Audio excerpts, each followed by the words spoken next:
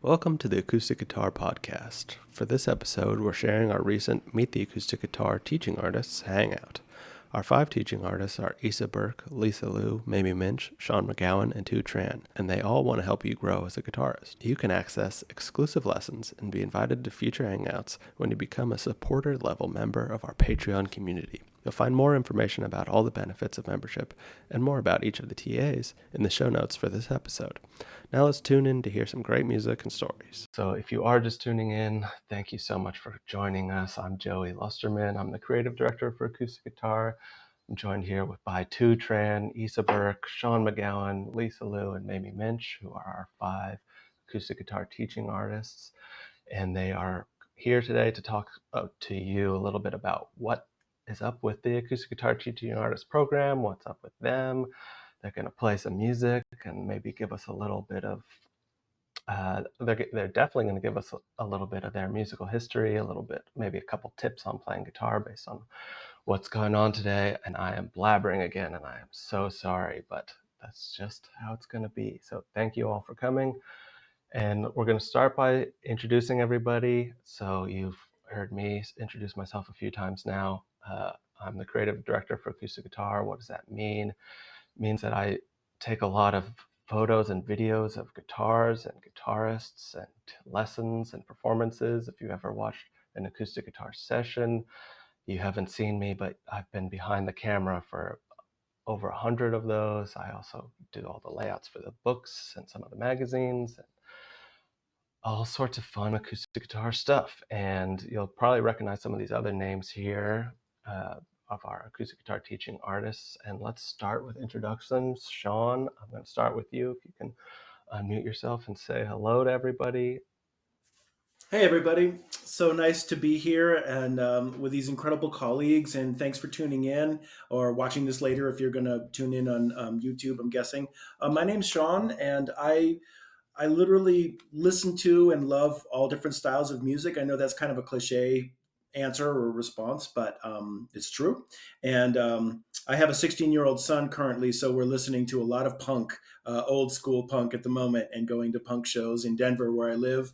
I've been teaching guitar for quite a long time, various styles, fingerstyle, jazz, composition theory. I've been a professor of music at the University of Colorado, Denver for 18 years now, and I've been writing articles for acoustic guitar for 21 years now. So it's been really fun working with AG over the years. And I think we all love to do summer camps as well. And over the years, I've taught at a bunch of summer camps, which are always fun. I've taught at Alex DeGrassi's Mendocino Guitar Workshop. I taught at the Swannanoa Gathering for 13 years. And Frank Vignola's Big Jersey Camp. And it's really fun kind of toggling back and forth. I like to live simultaneously in jazz circles as well as acoustic circles, and it's a lot of fun. So yeah, thanks for joining us today. All right, thanks, Sean. Isa, want to do a little introduction on yourself, please? Yes, hello everyone. My name's Isa Burke, and I am coming to you from my very recent home of Durham, North Carolina, but I'm originally from Maine. And yeah, I also, like Sean, play and listen to a big variety of different styles of music. I grew up in the kind of traditional folk music world. I grew up going to fiddle camps, and my dad used to play for contra dances. My dad also, his name was David Surratt, and he wrote for acoustic guitar a bit. So I'm an acoustic guitar nepo baby. That's what I'm saying. But I'm very pleased to be here. And yeah, so I grew up in kind of folk world. Both my parents were guitar teachers, so that kind of came naturally to me as well. And I also play fiddle. And so I've been playing and teaching guitar and fiddle for a bunch of years. I used to have a band called Lula Wiles. And for the last few years, I've been mostly playing as a hired side musician with a lot of different bands and artists. I've spent a couple years touring with Aoife O'Donovan, and right now I have been playing with Lindsay Lou and the Mountain Goats, Carsey Blanton, Darling Side. Those are kind of the main ones recently. And I also play electric guitar. And I can't commit to any one instrument or style of music. And I think what is most exciting to me is music that blends a lot of different styles and influences. And yeah, so that's kind of the deal with me. And I'm really glad to be here. Thanks for having me. Great, thank you so much. Okay, moving right along to, can you do a little introduction, please? Yeah, I so pleased to be among this super diverse and talented group of musicians. My name's Thu Tran. I play in a band, a duo called The Singer and the Songwriter. I've been, not to call you out, Sean, this is meant to be a compliment, but I've been playing guitar for about as long as Sean's been writing for Acoustic Guitar Magazine, it turns out. um, and yeah, I actually am a self-taught player. Um, my parents are Vietnamese immigrants, and so like I didn't grow up with any really like guitar-based music around the house. And in high school, I decided my friend had a Yamaha guitar that had no strings on it, and he was looking to get rid of it, and so I took it to I got it. It had a big crack in the neck, and I took it to a guitar center, and they strung it for me, and I taught myself how to play. And I think my guitar and music journey is um, such that like I only picked up the guitar to learn how to play a few. My like ultimate goal was to play a few chords and strum along while I sang some songs. And through just curiosity and how much I love the sound of the instrument, I just kept going down the rabbit hole of like eventually learning theory. And I just never imagined that I'd be improvising or playing solo lines or doing fingerstyle or anything that I love doing, which is like all styles of guitar. And just because it's just continually kind of roped me back in. So yeah, if you're a self-taught player, I go, I have no uh, loyalty to any lineage or of guitar style or guitar learning. So I'm kind of exploratory in my style. And I've also been teaching for a few years. I teach private lessons, and I've taught at Miles of Music camp over, um, yeah, Isa, you've taught there too. So that's me. So pleased to be here. Great, thank you so much. And we're going to go over to Mamie now. If you could please introduce yourself. Sure, Joy. Hey, everyone. My name is Mamie Minch. I'm coming to you from New York City, Lower East Side. This is such an inspiring and awesome group of artists and musicians to be part of. So thanks for having me. Yeah, my background is that grew up as a weird teenager listening to a lot of really old music on cassettes in my bedroom and picking out guitar parts. I really felt like acoustic blues was something that I like sort of cracked open a box, and I didn't know anybody else who liked it, and I thought it was like my thing. And I was 11 and 12, and it really was kind of my thing. And so I started picking this stuff out. My parents were, supportive. I ended up teaching myself a lot of stuff, and then getting homespun tapes with Happy Trom, which was like one of my adult deep pleasures, was co-teaching with Happy Trom at different guitar camps. And every time I saw him, I would tell him the story over and over. So yeah, anyway, fast forward, I went to art school, all the things. Now I'm a working luthier, repair and restoration luthier in New York City. I have a shop. I've written for Acoustic Guitar Magazine. I had basically like a write-in advice column called Ask the Expert, which was a flattering title, and mostly told people to humidify their guitars as much as possible. That was mostly my message. Yeah, and my shop is women-owned and run. At this point, I teach private lessons. I teach a lot of guitar camps. I organize and run the Ashokan Acoustic Guitar Week. And it's a lot of work, but it's really fun. What else? I mostly play. I'm interested in music that sounds a little bit out of place and time. So that's what really kind of lights me up. I listen to a lot of different kinds of music. I love that Thu was saying that he's non-denominational, and I feel a bit like that. Like this week, I've seen like an Iranian trance show, a punk show, and like a French chanson show. So that's the other great part about living in New York City. It's all available to us. Um, anyway, blah blah blah.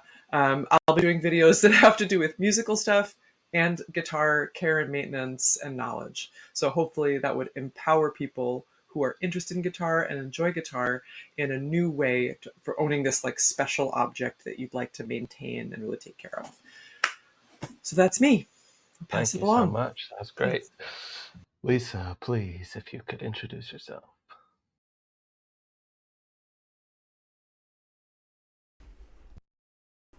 Sure. Hey, everybody, I'm Lisa Liu, and like everyone else here, I've had a really diverse background. I grew up in LA. I spent 24 years in New York, and now recently have moved back to California, and now I'm based in San Francisco.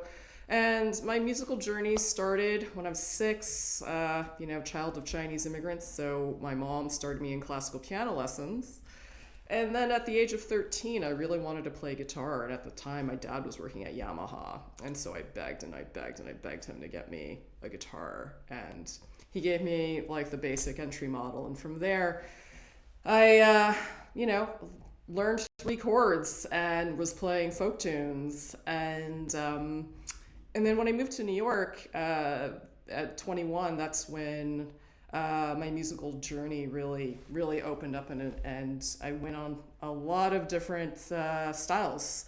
I first was playing in a lot of post-punk bands, and then probably about 10 years ago, I wanted to come back and to my first love of jazz, and so put my 10,000 hours in, and I've been playing manouche, gypsy jazz guitar. So that's what I've for the last 10 years have been doing. And then recently, when I was at the Rocky Mountain Archtop Guitar Festival, I met Roger Sadowski about 2 or 3 years ago, and he put one of his guitars into my hands. It was the Jim Hall Archtop guitar model.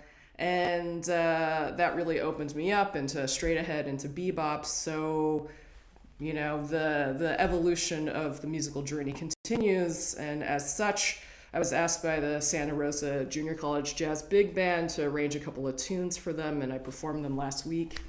And that was a really amazing milestone, as to be able to work with a big band and arrange for the first time. It was a dream come true. And I literally just watched some YouTube videos and kind of winged it. And luckily, I had a really great friend here. His name is Will Burke, and he's a saxophone player, and just showed me the ropes of transposition and all the different instruments. So, it just kind of continuously evolves, and it feels really great to be back here in California and refinding the West Coast California self. And I'm a swimmer, and I get to swim in the ocean every day, and that's very much a part of my practice as well. I feel like swimming and music are very much related with the flow.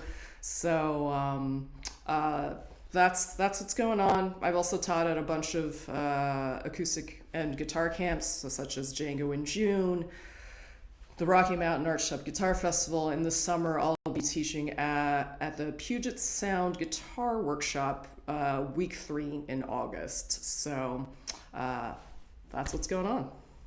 Great. Thank you all so much for that. And I feel like I may have neglected to tell everybody in the audience what these people are doing. So the Teaching Artist program is going to be taking place on the Acoustic Guitar Patreon page. And what it is a new lesson every week from one of these 5 great artists.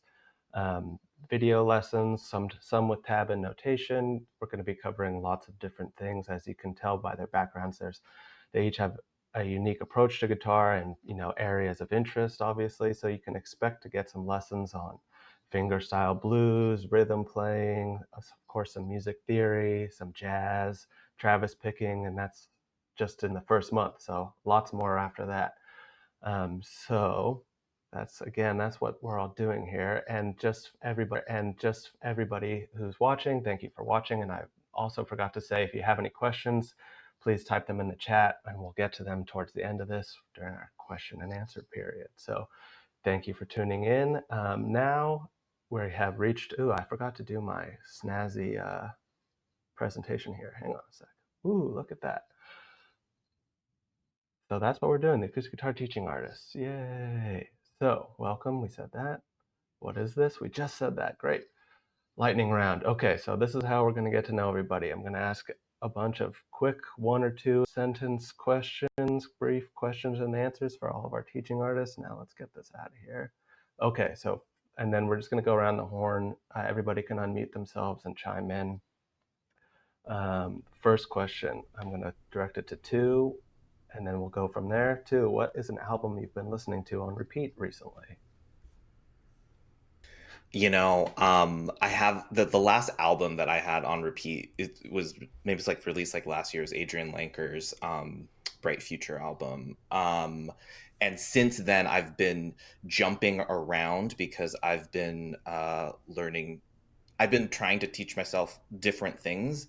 And right now I'm working on Ted Green's solo guitar album, trying to slowly learn Ted Green stuff. So it's been that. But before then, it was all Adrian Lanker. Great. Mamie, album you've been listening to on repeat? Hurry for the Riffraff. The Past is Still Alive. It's so good. Yes. The songwriting is so Great. good. Yeah. Great album.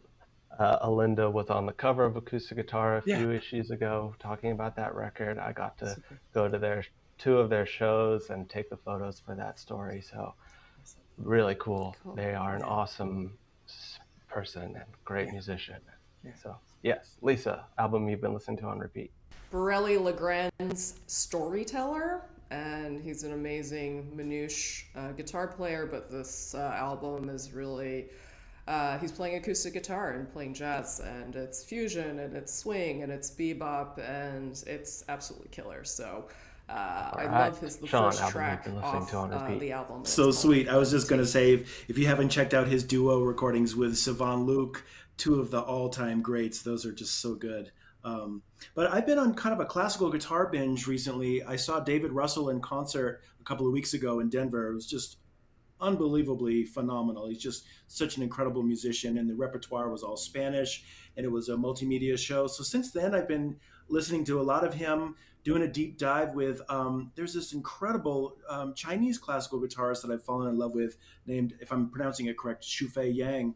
And boy, she's incredible. She does Brazilian repertoire, Spanish repertoire, the standard classical repertoire, but she also has a record of it's called Sketches of China, where she can make her guitar sound like any instrument. It's really incredible. And another one I've been really loving is Evangelina Mascardi. And in my opinion, she's like the world's foremost interpreter of Bach and Weiss, and she actually plays the lute as well as guitar. So I've been going down the rabbit hole of classical. Great. Isa, album you've been listening to on repeat? Yeah, I think the album I've been most listening to on repeat lately is Sam Amidon's new album, Salt River. He's one of my just all-time favorite musicians, bar none. He does a lot of traditional folk music, but interpreted in a really kind of unique and experimental way. And I will listen to anything he does forever. I was listening to that this morning. Nice. Okay, switching it up. Mamie, what is the guitar you dream about owning, or what guitar in your arsenal is your favorite? Whoa, that's a big one for a gal like me. I'd love to have an original Gibson Advanced Jumbo from the 30s. It's a big, fat rosewood dreadnought, and they're really rare, and they smell incredible. Have you guys ever gotten up close with one of those? You must smell old guitars if you are to really experience them. So you get a whiff of it, and it's like rosewood perfume. They have this beautiful little stiletto heel, and they just sound like there's just a lot happening. They move air, So probably that one. But this is my 30s National that's I really love. Again, it's a big growly sound. It's more of a warm sounding National and less of a metallic sounding National, even though it is metal. So like that. I love a lot of guitars. I'm easy. Sean, same question. Yeah, me too. I would have to say, like an old Gibson L5, like would be wonderful. Of course, those are like well priced beyond my limit, but I do have a friend, a collector here in Denver, who has a 1927 L5, same year as Eddie Lang's. And a few years ago, I did a concert tribute to Eddie Lang and Joe Venuti, and he loaned me that guitar for a few months, so that was really cool. So that would be pretty nice. But I'm really lucky. I have a lot of really nice archtop guitars. This one that I'm playing right now, I thought it would be fun to share. It's not mine. It's owned by the Archtop Foundation, but it's on loan for a little while. And this is by this incredible luthier in California named Tyler Wells of LHT Guitars. And I don't know how well you can see it, but this is his latest contribution to the Blue Guitars Project, which was something that was from the 90s that put a lot of contemporary luthiers on the map. People like, Bill Cummins and Linda Manzer and Brad Nickerson and all, Benedetto was part of that. And so in the past few years, via the Rocky Mountain Archtop Festival, the Archtop Foundation has commissioned new luthiers. So this was part of the batch, along with Megan Wells' new blue guitar and Mario Beauregard's. And so Wyatt Wilkie is contributing to that. And what's really cool, instead of these just hidden away in a private collection or a museum or something somewhere, a museum would be fine, but somebody's closet would be terrible. The Archtop Foundation is generously loaning out these instruments to a lot of players in New York and elsewhere. So I'm really stoked to be able to play this. This is a really cool ergonomic archtop that's multi-scaled. And I've never played a multi-scale instrument before, but a lot of times people will ask, is it hard? And my answer is, as long as you don't look down, it's okay. But it's actually a lot easier than it looks when you're looking at it, So yeah, so this is Tyler Wells's Blue Fugue guitar. Great. And two, dream guitar, or one you cherish the most. Yeah, dream Sean, exactly Sean's dream guitar. Gibson L5 from late 20s, Eddie Lang style is like there's very similar at Schoenberg Guitars over here in the Bay. You can go and admire it from in person. Also, Joey, I don't know if having guitarists talk about guitar is lightning round at all. Could ever be. My like cherished guitar is behind me here. It's a 1949 Sherwood Deluxe, which was like K guitars. They made them to sell in like Montgomery Ward's catalogs, and it's been Frankensteined by I bought it Frankensteined by Reuben Cox down in Old Style Guitars down in LA. And so it's got 60s gold foil pickups on it and a bunch of weird things about it that sound really cool.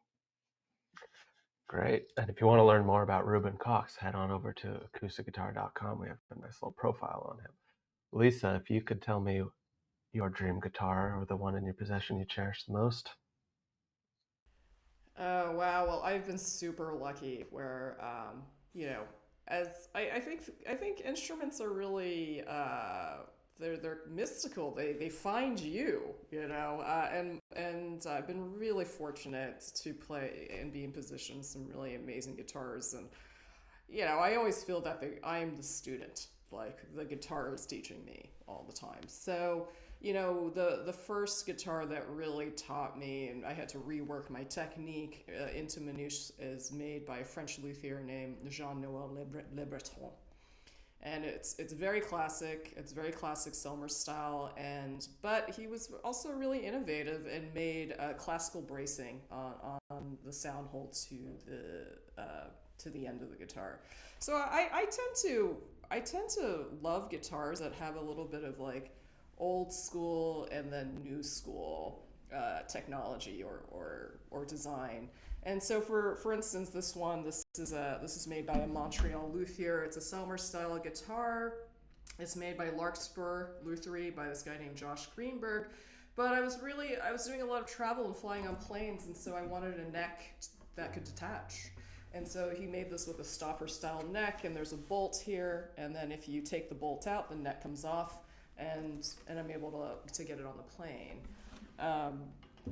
Another cherished guitar of mine is Roger Sadowski's Jim Hall model, which playing any of Roger's instruments I feel like defies genre. You have anybody from like Jim Hall to Radiohead playing his music, and I think that really is a testament to just Roger, who is so broad thinking. As far as like wants, I have this amazing Santa Cruz guitar OM model, and I'm very lucky to be an artist ambassador for them. But I'd love to get one with a cutaway. And Sean mentioned Megan Wells, and she's an amazing arch top builder here in Sonoma, and she's just magical. She's every guitar of hers. There's, you play her guitars, and there's a, I don't know what she does, but the feeling that you get out of it is it's very it transports you. So there's a long wait list for Megan, but if things align, I'd love to get one of her guitars too. So those are my two wants. Another luthier who you can read more about in a profile on acousticguitar.com. Isa, if you want to tell us about your dream guitar or most cherished guitar in your inventory. Yes, I'm gonna make this actual lightning round. My dream guitar is I'm not a huge nerd about years, but like I've played a couple old Gibson J45s that set my heart aflutter, and right now I'm playing an old Gibson, but a small old Gibson. This is a LG3 from 1957, and it is my BFF. All right. Okay, next one, lightning round. 2, what's your favorite tuning? I have to go standard. All right. Sean, favorite tuning? Standard, but a close runner-up would be the low tuning that was just in last month's issue, which is low to high, C, G, and then standard the rest of the way, D, G, B, E. And that gives you like a cello-like tuning, fifths in the bottom. And it's a common Hawaiian slack key tuning. That one's a good one. Yeah, there's a great lesson from Sean on that at acousticguitar.com right now.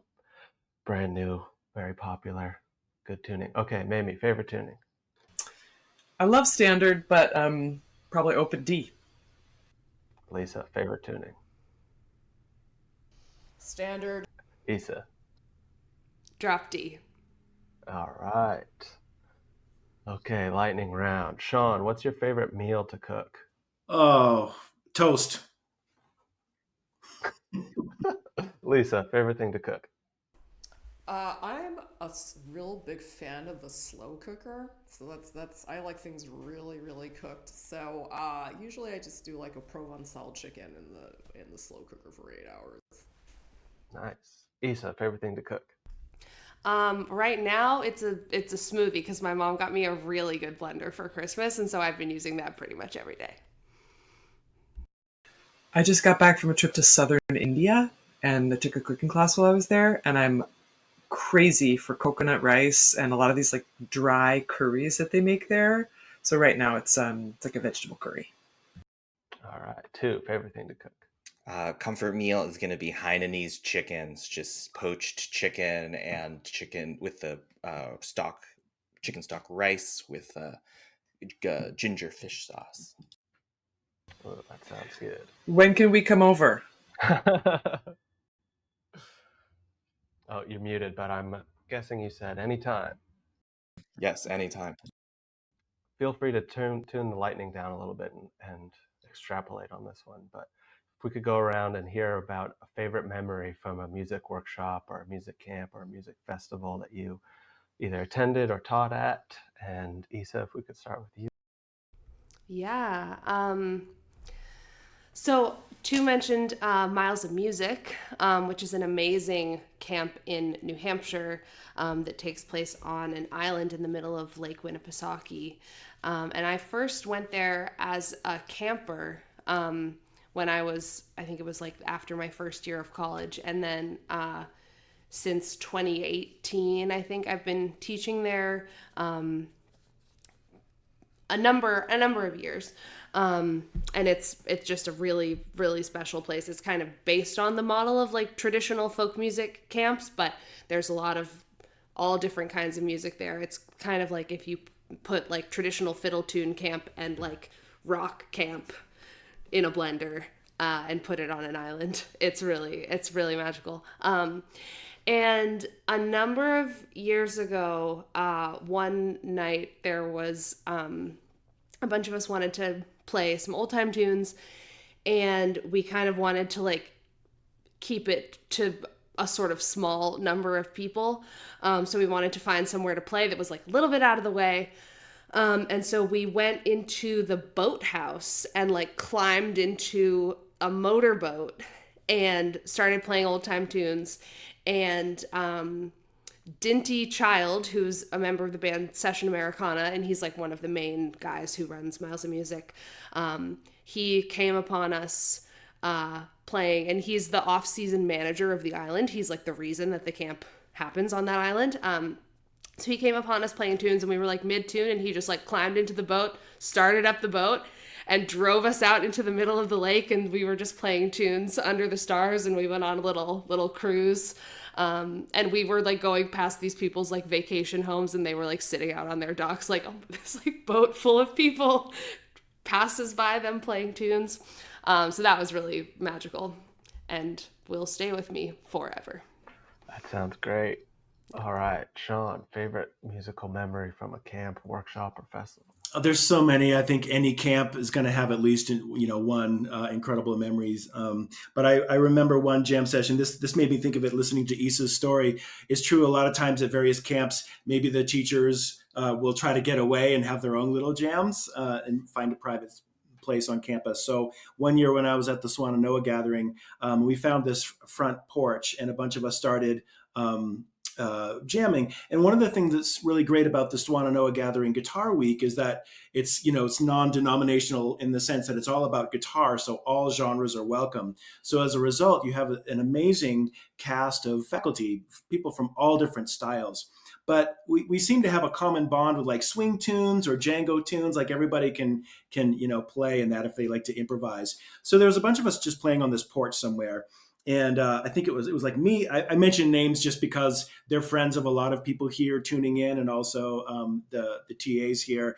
But it was like me and Grant Gordy and Greg Ruby, Clive Carroll was there, Hiroyo Skimoto, and Gonzalo Bergara, who's this really great Roma style player from South America. So we're in the woods of North Carolina, and there's bugs everywhere, and there's spiders everywhere, and they're like big spiders, like just hanging out on the spider webs at night kind of thing, And so we're playing, and we're just trading solos, and Grant Gordy is taking a solo, and he's got his eyes closed, he's kind of into it. And just at that moment, like out of nowhere, right behind his shoulder, this just enormous spider shows up and then starts like kind of making its way down. And so forgive the accent, but Gonzalo Bergara, this is in his South American accent. I just mentioned this because this is a funny part of the story. He goes, Grant, big spider, Grant, back, big spider back. And Grant kind of opens his eyes and he's like, no, I don't know any big spider back tunes. It was a pretty funny moment. Oh, that's hilarious. Okay, thank you. The spider went away just for the end of the story. Yeah. It didn't land on him. He went the other direction.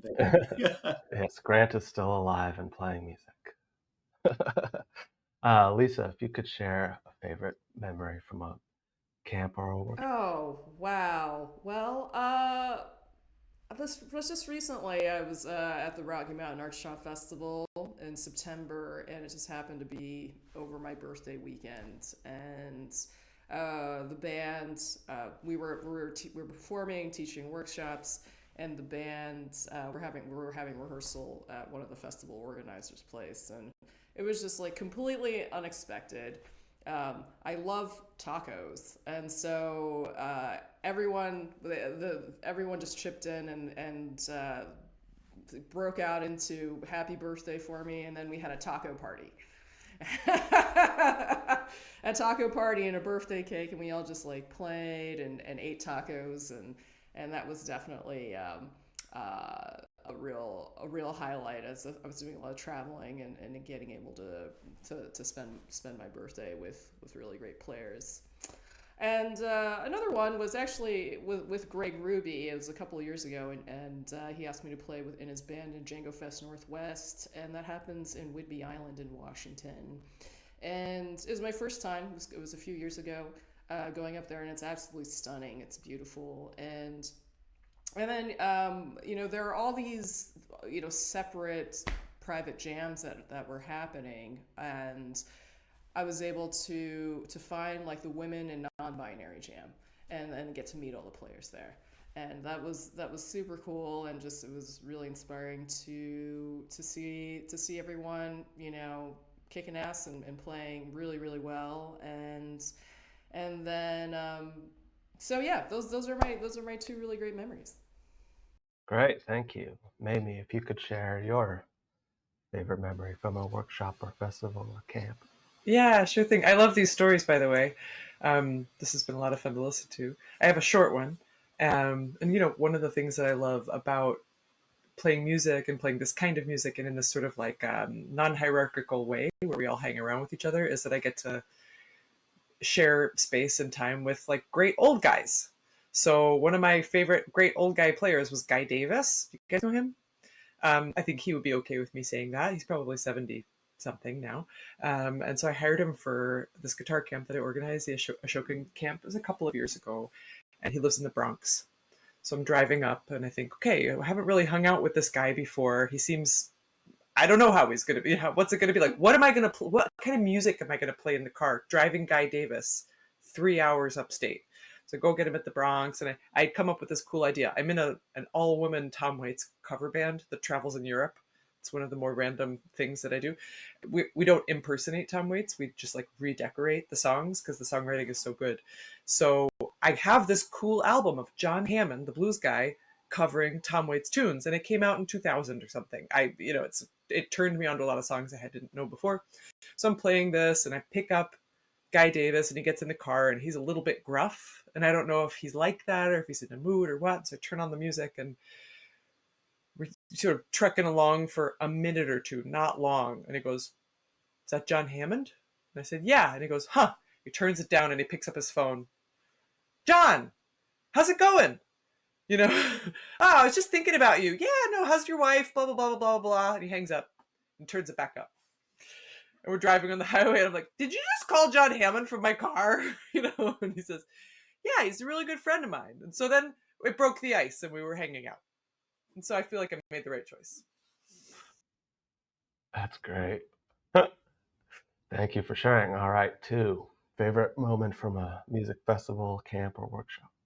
I am gonna. It's so funny because everybody's such great stories about like all these moments outside of the camp curriculum, and one of my favorite memories is just actually the curriculum itself. It was at Miles of Music Camp, and there was, I think in 2020 they started this thing called Challenge Accepted, which was like they would post a little songwriting prompt every morning on the bulletin board, and by late 5 o'clock later that day you just come and you share what you wrote. And so one year after that, when I got to teach and facilitate that sort of daily workshop, and the prompt that I had come up with was write a bad song, write an intentionally bad song. And just what everybody shared was so hilarious and also very interesting and good. You know what I mean? It's like to try, and once you try to write any song, right? If you have something in your mind, even if you're like, I'm going to pick all the worst tropes, but the intentionality of trying to compose stuff that you hate, but you've just intentionally done it, it just comes together, and it's like, it was kind of interesting actually. And it was really really fun. And we ended up a group of folks ended up continuing on this tradition off season. So there's an online version called the Imperfectionist Songwriting Society that's all like prompt based composition and songwriting. That's been a really really wonderful community to be part of. Great. Thank you all so much. Okay, we're going to do one more question in the lightning round, and then we're going to switch over to hearing and playing some music. So last question, and Mamie, we're going to start with you. What's a music or method or song book that you have returned to the most? Oh, what a great question. I've recently come back around to this great book by, gosh, it's not right here, but it's Country Blues Guitar, and it's basically like a repertoire book. It's 200 songs or something. Country Blues Guitar. I got it when I was a teenager. I loved it. Kind of wore it out. All the pages were falling out, and I stuck it in a box, and it came back out. I am really interested in rethinking old songs and taking things that are familiar or almost in our sort of cultural DNA and thinking about them again from a modern feminist, you know, perspective. So that may not be exactly what your question was, but that's one that I found myself literally picking back up after 25 years of, getting it for the first time. That's what my question was. Thank you. I'll have to hear, maybe cover one of those songs in a lesson in the future. All right, Sean, what's your most read or recently revisited method book, song book, music book? Favorites is just the guitar book by Pierre Bensoussan, and I have both the English version and the French version, and I just love it because it's so artistic and written in such a unique way, especially at the time, because I think it was published in maybe 1980 or early 80s. So I've had that book, and it's really delightful because it's got poetry and art and recipes in there as well as his composition. So yeah, it's fun for me to drop into Dadgad and try playing some of his music and just kind of living with that book. I love it. Great. Lisa, favorite song book, music book, method book? Wow. Well, I just did. Well, I think my kickoff video, my teaching artist video, was the Segovia scales. So that's what I warm up with every time I play, and I feel like I'm hearing harmony and just getting the physicality of playing the guitar happening, and hearing the major scale, and then the melodic minor scale, and the natural minor scale, and I just feel like it preps my brain and warms my body up to get into music mode. So that's part of my daily practice, and I would say that's something I return to all the time. Great. Isa? I've been thinking this whole time about what I will say in response to this question, because I don't really use books to learn music very often. I really just learn by listening to music. And it's when I talk to other guitar teachers, I am like, oh, right. I'm sort of shocked by the own degree to which I don't use like anything that's written down ever. But if we're thinking about like the proverbial songbook in the sense of like a certain artist's repertoire, there's a songwriter named Connie Converse, who, yay, got some Connie Converse heads in the group. We love to see it. She was this incredible singer-songwriter kind of before the term singer-songwriter was really part of the common parlance, and she wrote these she was an incredible guitar player, wrote these like super bizarre songs that are like really kind of sweet and interesting and sound super classic in some ways, but also sound like they're from another planet. And I feel like anytime that I am not feeling super inspired, if I find a Connie Converse song and learn to play it, that always kind of like gets me back into the zone of my guitar and music in general. Great. Well, sounds like we have some research to do. Two, same question. I have considered The Lilies by Connie Converse is just such an inspiring song. It's a great pick, Isa. I have two books. One is called Practicing, A Musician's Return to Music by Glenn Kurtz. And it's actually more of a memoir, but it's such a beautiful and inspiring book about how to practice, what the purpose of practicing is, and how really all music making is about learning how to learning your own relationship with the art of practicing. And I return to it. I reread it all the time just because it's really meditative. It's beautifully written. And then the other one is Effortless Mastery by Kenny Werner.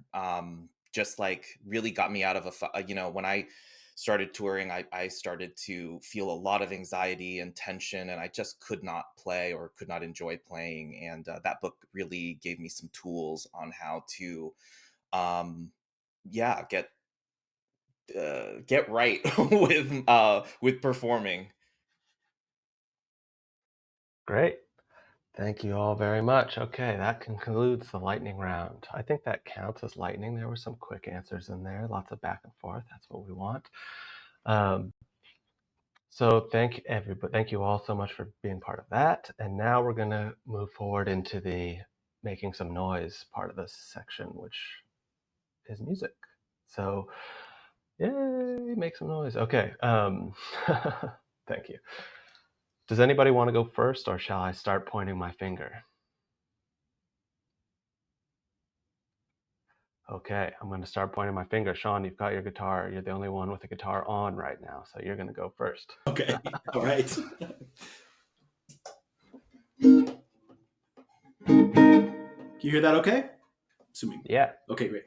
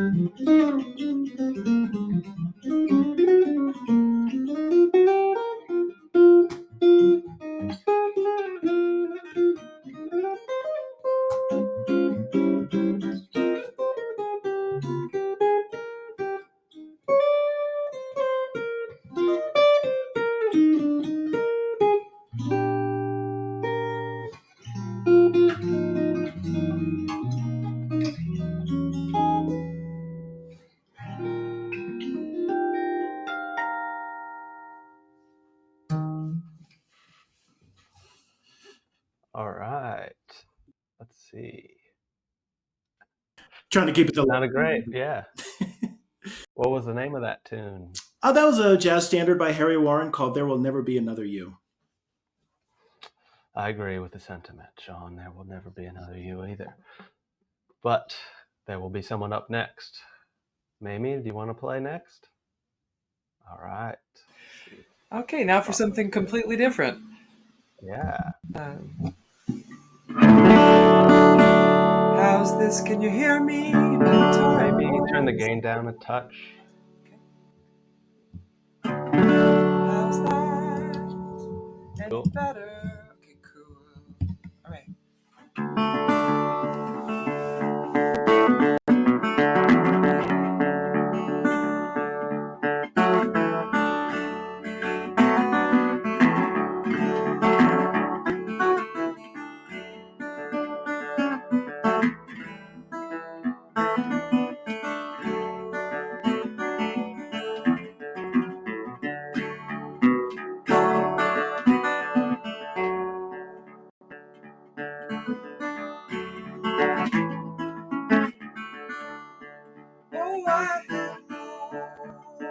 best. Why won't you love me? I'm afraid it's for all time. You know he prefers the silent mysteries and his fortified mind. Once I had diamonds for my teardrops. Once I had rubies for my breast. But he did freely spend all my treasure on that lady he loves best. On that lady he loves best.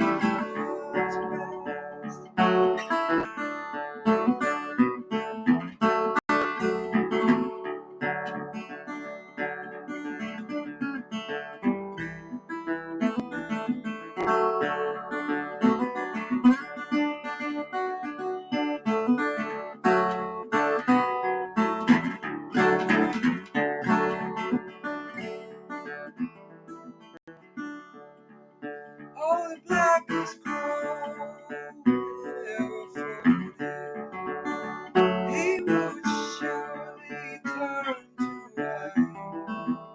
Oh, if I were right, forget my white day would turn night. White day would turn to night. Oh, I've had my fill, but still I feel next to him. I cannot lay my head, so I leave him sleep. Oh, let him in his own drunken bed. In his own drunken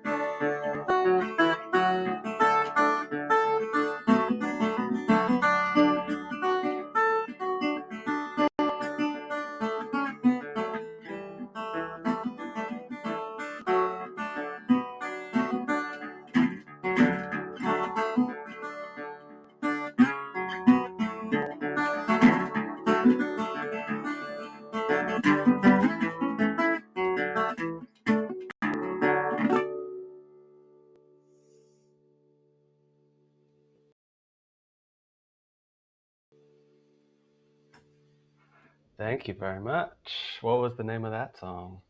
Fortified Wine Blues, and I wrote it when I was a security guard at the Met Museum. Oh, wow. Yeah, had a lot of time with my thoughts. I'll bet. Yeah. What wing were you in? All wings, but mostly European paintings. Oh, very nice. Cool. All right. Issa, you're up next if you're ready. Yeah. I think I'm gonna make a last minute change of plans. I have a little bit of a cold, so I wasn't gonna sing. But I brought up Connie Converse and people got excited about it, so I feel like I will do a Connie Converse song. And any of you who've never heard me sing before, this is not what it normally sounds like. But this is one of my favorites of hers.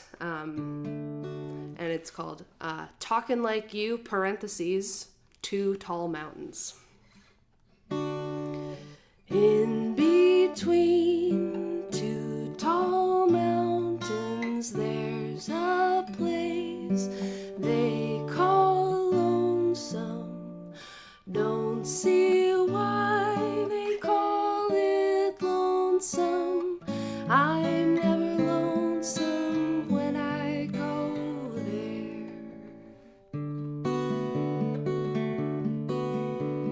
See that bird sitting on my windowsill? Well, he's saying whippoorwill all the night through. See that brook running by my kitchen door? Well, it couldn't talk no more if it was you. Up that tree, there's sort of a squirrel thing. Sounds just like we did when we were quarreling. In the yard, I keep a pig or two. They drop in for dinner like used to do. I don't stand any need of company with everything I see, talking like you. Up that tree, there's sort of a squirrel thing. Sounds just like we did when we were quarreling. You may think you left me all alone, but I can hear you talk without a telephone. I don't stand any need of company with everything I see, talking like you. See that bird sitting on my windowsill? Well, he's saying whippoorwill all the night through, just whippoorwill all the night through. In between two tall mountains, there's a place they call lonesome. Don't see why they call it lonesome. I'm never lonesome, now I live there. Beautiful. Thank you so much for playing that and singing. Yeah, It sounded thank really you. nice. I wouldn't have known you had a Thanks. cold if you hadn't prefaced it. Thank you. Okay, Thu, you are up now, please. Awesome. Wow. This one's called Future. This is an original composition of mine in Issa's favorite tuning, drop D.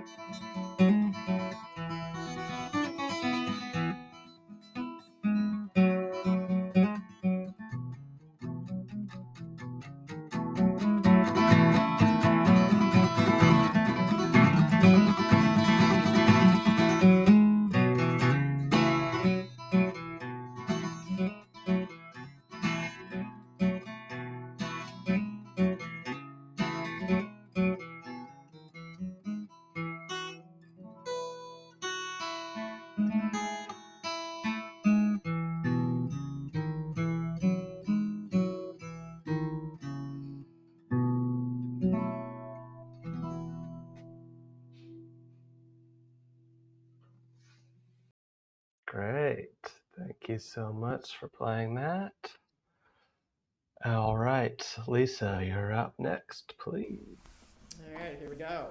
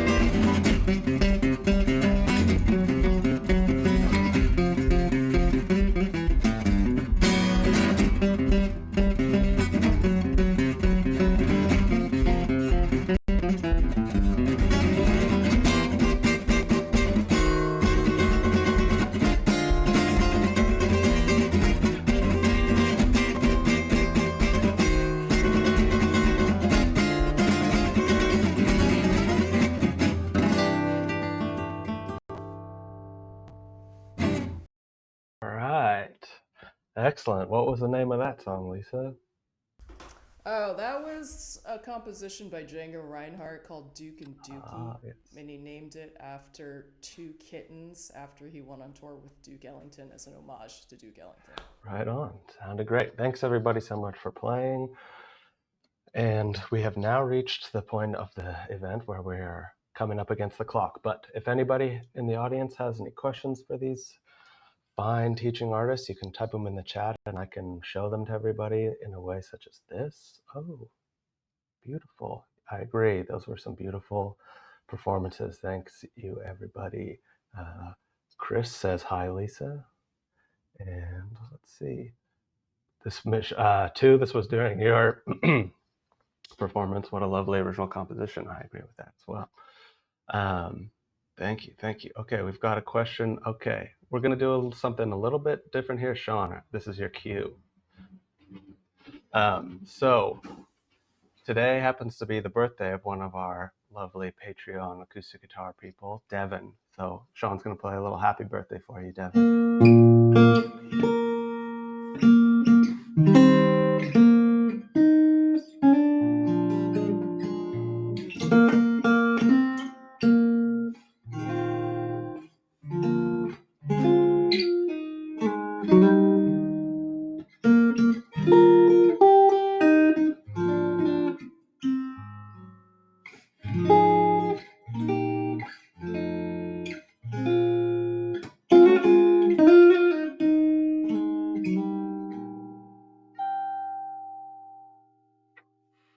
All right. Happy birthday, Thank you. Devin. Happy birthday. Okay. So like I said before, when you sign up for the Acoustic Guitar Patreon page, you'll get a new lesson every week from one of our 5 teaching artists. You'll also get tons of other cool stuff, Song of the Month Club. You get a new song transcription every month. We do live workshops every month, interactive workshops kind of like this, but one teacher, one focused topic, and everybody's on their camera and playing along. And we'll do some more fun hangouts with everybody like this. We'll do some open mic nights where the TAs will play and the audience will play, and all sorts of great acoustic guitar lessons, community, everything you could possibly want and more. And just like Trip Clark says, this has been great, and thank you so much. I'm also inspired by all their playing, so you heard it there first, folks. If anybody has any other questions, you can type them in the chat. But besides that, thank you all so much for being here. To the 5 of you, thank you. To everyone who was watching, thank you. And thank me for not screwing this up. Thank you, Joey. Yeah, Just thanks, kidding. Joey. Oh no, I didn't really want that. Thank you so much. It looks like we do have a couple questions. Oh yes. in Here's a there. question from Devin. If anybody wants to, and feel free to jump in and answer any of these. When playing a cover of a song, how do you remain faithful to the song while making enough space for your own voice or style? Anybody want to jump in? Isa? Yeah. This is a really good question. I feel like we're all kind of just thinking about it because I think it's something anyone spends a lot of time thinking about. I mean, I think to some extent, just by virtue of learning a song and translating it into your own voice on the guitar or singing or whatever it is, like there are things that are going to change in that process of translation. And so I try not to worry too much about like having to make it super different. And I think sometimes like the way I played that Connie Converse song was like almost like note for note how she does it. And I think sometimes I want to present a cover as more of a like tribute to the original performance, and sometimes I want to change it up a little bit. I think it really just depends on like if I learn a song, how it feels in my voice. And I also think that sometimes it's about like paying attention to the original and deciding like what feels like a core part of the song and what feels like a stylistic, like something that is stylistically inherent to the original performer. And so the things that feel really core to the song, I will keep, and the things that feel like they have to do more with the original performer's style, I might try to find some other way of doing it. Yeah, anybody else have any thoughts on that? I'll dive in real quick. So this is kind of the world that I live in, and I'm not a singer songwriter. I have so much admiration for, people who write incredible lyrics. But I'm living mostly in the jazz world, so of course we do this all the time. I think the melody is sacred. You want to, of course, stay true to that. But as a jazz musician recording standards, for example, songs have been like All the Things You Are, Stella by Starlight. Those are tunes that have been recorded like millions of times. So how do you make it your own? So I think one answer is harmony and reharmonization. So I think that can go a long way. But just even a different time signature or a groove, different keys, different vibes, and I think that translates really well in the pop world as well. I mean, I always think of like Earth, Wind, and Fire's version of Got to Get You Into My Life. The story goes that Paul McCartney, after he heard their version, never wanted to play that song again. Or I remember a long time ago first hearing Tori Amos play her version of Smells Like Teen Spirit by Nirvana. And it was so cool. It's just such a beautiful, stark song. And then halfway through it, you're like, oh, this is that Nirvana song, but she made it her own. And in that case, it was just her voice and the instrumentation of solo piano. And it's so brooding. And I just thought that was a beautiful rendition. So yeah, I think you maybe decide what to you is sacred, obviously the lyrics and maybe the melody, but there's a lot you can do with mood and vibe and texture and instrumentation and arrangement, and certainly the harmony. This I got a question sent to me directly. Mamie, what is the name of your Tom Waits band? That band is called the letters VKB. VKB Band. It's with Rachel Garnier and Amanda Homey. We mostly tour in Germany, Austria, Switzerland. All right. So we've got lots of thank yous. Fantastic. This was really cool. I love being a Patreon member. That's what I want to hear. Thank you so much. I think that's about. Let me just double check my notes here. Questions. Yes, we did the questions. I think we can move to slide 7, aka thank you all for coming and farewell. So yeah, I'm just gonna say that again a few more times. Thanks everybody so much. This was a lot of fun for me. I think it gave us a good idea of what we're going to get into over the coming months with these 5 teaching artists. Like I said, lots of lessons, lots of things like this, hanging out, talking about music, talking about guitar, playing songs, learning, playing. What else could you want? Thank you all so much. I'm going to hit end stream here unless anybody has something they are dying to get off their chest. No? Okay. Thanks, everybody. Thank you all. Thanks. Thank you. Bye. Great to spend time Bye. with you all. Thank you. Yeah.